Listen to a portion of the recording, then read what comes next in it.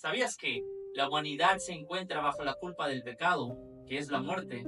A causa de Adán, el pecado fue introducido en el mundo y la muerte reinó en toda la humanidad.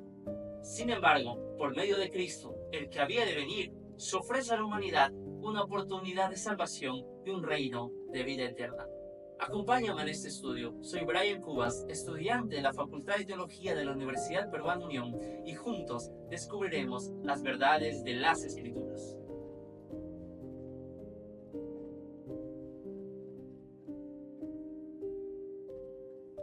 Romanos capítulo 5, versículos 12 al 14 es el texto clave para el estudio de este momento. Sin embargo, antes de poder dar lectura, te invito a que puedas inclinar el rostro allí donde estás y que podamos orar juntos. Bendito Padre que estás en el cielo, te damos las gracias por la oportunidad de estudiar tu palabra. Te pedimos que el Espíritu Santo nos pueda dirigir en este estudio y podamos juntos descubrir, Señor, las verdades de tus Escrituras. Te lo pedimos en el nombre de Cristo Jesús. Amén. Romanos capítulo 5, 12 al 14 dice lo siguiente: Por tanto, como el pecado entró en el mundo por un hombre, y por el pecado la muerte, así la muerte pasó a todos los hombres, por cuanto todos pecaron. Antes de la ley ya había pecado en el mundo, pero donde no hay ley, no se inculpa de pecado. No obstante, reinó la muerte desde Adán hasta Moisés, aun en los que no pecaron a la manera de la transgresión de Adán, el cual es figura del que había de venir.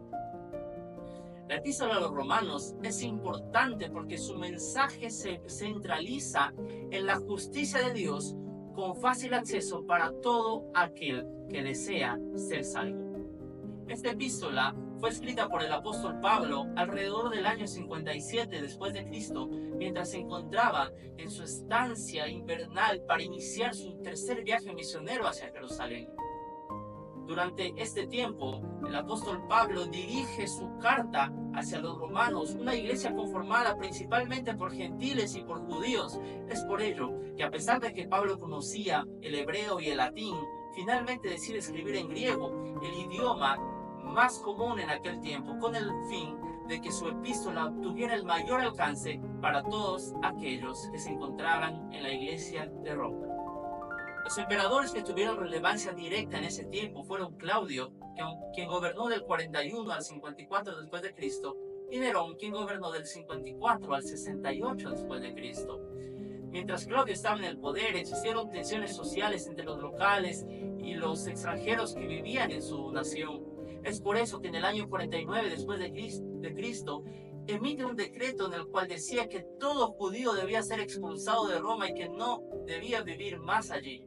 Finalmente, todos los judíos son exiliados y expulsados de Roma, lo que causó que la iglesia cristiana en sus inicios fuese conformado mayoritariamente por los gentiles. Al morir, Nerón toma el poder y en los inicios de su gobierno, Roma se caracteriza por tener una estabilidad económica y social. Esta época es conocida por los historiadores como la Pax Romana. Es así como finalmente Roma vuelve a sus inicios de soberanía y Nerón permite que los judíos regresen a Roma para que puedan vivir nuevamente allí. Sin embargo, a pesar de que fue recordado como un gran emperador también, Nerón años más tarde se convierte en un tirano y extravagante emperador, causando la persecución y muerte de muchos de los cristianos de la iglesia de Roma.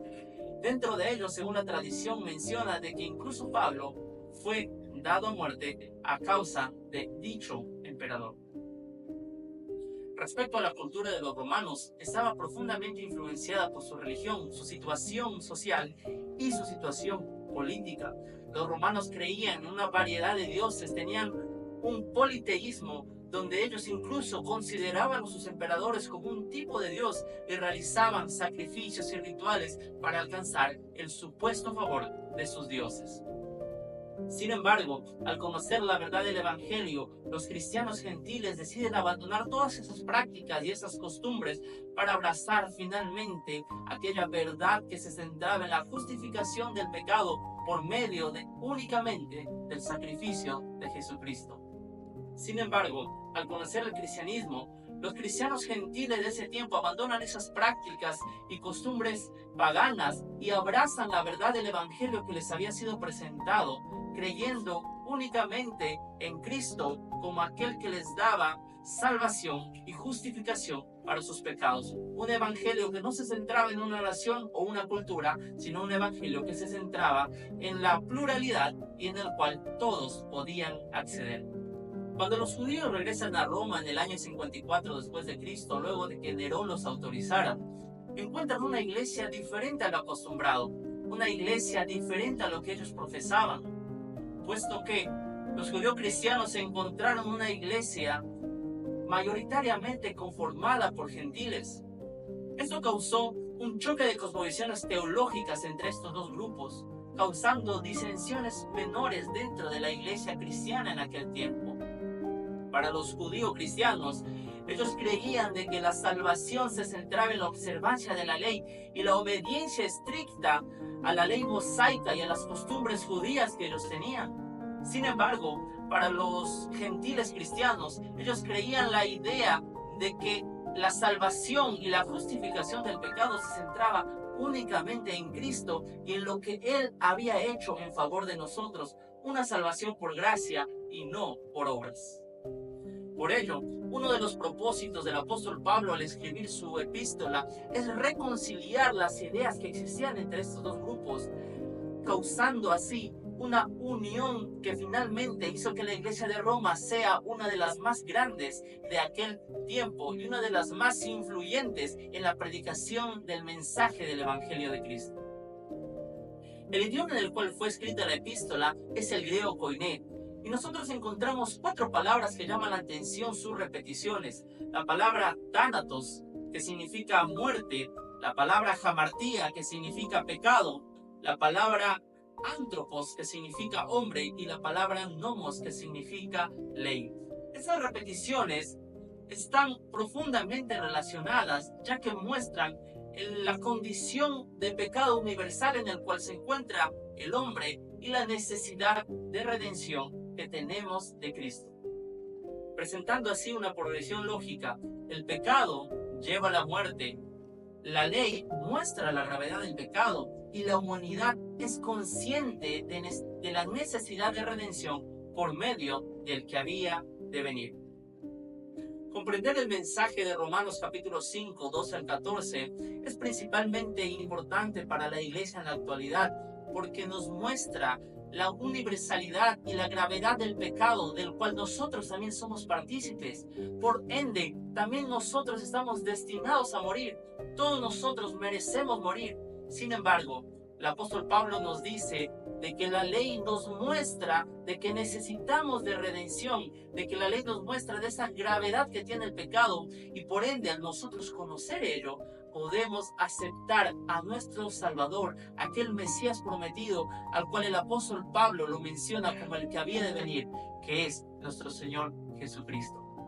Es Cristo quien mediante su sacrificio nos da una oportunidad de salvación, mediante su justificación nos limpia y nos redime del pecado, dándonos así una oportunidad ya no solamente de vida temporal, sino una oportunidad de vida eterna.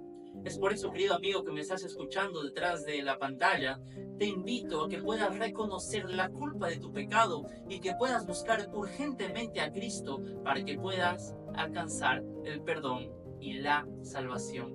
Si a ti te gustaría responder a este llamado, te invito a que puedas inclinar el rostro conmigo y que juntos podamos hacer una oración diciéndole a Dios que nos perdone y que nos ayude a encontrar la justificación de Cristo. Vamos a orar. Bendito Padre que estás en los cielos, gracias por el estudio de tu palabra. Hemos comprendido, Señor, de que necesitamos de salvación. Todos nosotros somos culpables de pecado, Señor. Todos nosotros necesitamos y debemos morir. Sin embargo, por medio de la gracia inmerecida de tu Evangelio, Señor, podemos encontrar una verdad de justificación. Ayúdanos, Señor, a acercarnos al trono de tu gracia y obtener ese perdón por nuestros pecados y la salvación, Señor, que podemos tener únicamente mediante el sacrificio de Jesús. Gracias, Señor, y ayúdanos a vivir cada día con la meta fija hacia las mansiones celestiales. Te lo pedimos todo eso en el nombre de Cristo Jesús. Amén. Si te gustó el video, te invito a que puedas compartir, a que puedas reaccionar y comentar aquí también. Próximamente estaremos lanzando nuevos videos, así que nos vemos en una próxima oportunidad. Que Dios te bendiga.